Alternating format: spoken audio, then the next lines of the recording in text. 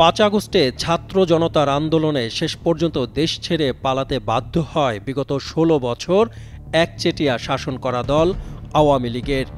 এই সময়ের মধ্যে পুরোপুরি স্বৈরাচার মনোভাব তৈরি করেছিল দলটি। এখন যে কোনো ব্র্যান্ডের পুরাতন এসি বদলে নতুন ওয়ালটন এসিতে উপভোগ করুন 25% ছাড়। বিরোধী মতদের দমনে গুম খুন সহ সব রকম অন্যায়ের সাথে জড়িত ছিল আওয়ামী লীগের নেতাকর্মী থেকে শুরু করে সে সময়ের লালিত পালিত প্রশাসন।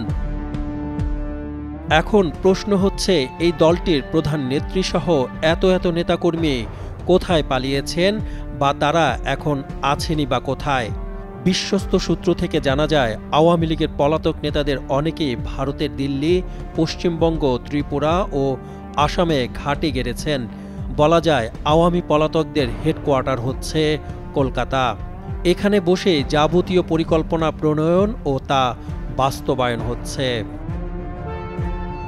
সূত্রটি জানিয়েছে, গত 5 আগস্টের পর দেশ ছেড়ে পালানো প্রায় ৪৫,০০০ আওয়ামী নেতাকর্মী ভারতে এসেছেন। তার মধ্যে অধিকাংশই কলকাতায়। এরা Facebook, Messenger, Telegram, Signal, WhatsApp গ্রুপসহ বিভিন্ন ডিজিটাল এবং সামাজিক মাধ্যম ব্যবহার করে নিজেদের মধ্যে যোগাযোগ রাখছেন। শুধু তাই নয়, শান্তিতে নোবেলজয়ী অর্থনীতিবিদ ডক্টর মোহাম্মদ ইউনূসের নেতৃত্বাধীন বর্তমান অন্তর্বর্তী সরকারকে ব্যর্থ করতেও পরাজিত এই চক্রটির সদস্যরা কষছেন নানা ছক। অপকর্ম বাস্তবায়নের নির্দেশও দিচ্ছেন এসব মাধ্যম ব্যবহার করে। অভিযোগ আছে, গত 16 বছরে অবৈধ আয় এবং পাচার করা অর্থ দিয়ে ঢাকাসহ পুরো দেশকে অস্থির করার অপচেষ্টায় জড়িত পতিত শাসক দলের নেতাকর্মীরা। তাদের ইশারায় সক্রিয় হচ্ছে নিষিদ্ধ বিভিন্ন গ্রুপ। বলা হয়ে থাকে, রোহিঙ্গা ক্যাম্পসহ পার্বত্য অঞ্চল অশান্ত করার পেছনেও আছে তাদেরই হাত। এসব করতে বিনিয়োগ করছেন বিপুল পরিমাণ অর্থ। আওয়ামী লীগের পলাতক নেতাদের ধারণা, দেশ অস্থিতিশীল হলে বর্তমান অন্তর্বর্তী সরকার ব্যর্থ হবে। এতে করে শেখ হাসিনা সহ দলের নেতাদের বিরুদ্ধে যে বিচার প্রক্রিয়া চলছে তা বাধাগ্রস্ত হবে। নির্বাচন প্রক্রিয়াকেও বানচাল করা যাবে। সংশ্লিষ্ট একাধিক সূত্র এ তথ্য নিশ্চিত করেছে।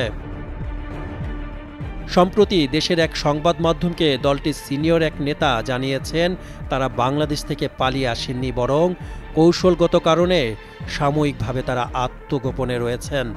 দলটির আরেক নেতা ওই সংবাদ মাধ্যমকে জানান, সব নেতাদের সঙ্গে পতিত দলের সভাপতি শেখ হাসিনার সঙ্গে নিয়মিত যোগাযোগ রাখেন। অ্যাপের মাধ্যমে মেসেজ দিয়ে রাখলে নাকি শেখ হাসিনা সময় মতো জবাব দেন। কলকাতায় বসে দলীয় ভেরিফাইড ফেসবুকে বিভিন্ন সময়ে কর্মসূচিও ঘোষণা করতে দেখা গেছে দলটির পলাতক নেতাদের। এর মানে নাটাই কলকাতায় আর ঘুরি উঠছে ঢাকায়। কলকাতায় বসেই ঢাকায় যাবতীয় কলকাঠি নাড়ছেন তারা। সাদমান সাকিব, কালের কণ্ঠ।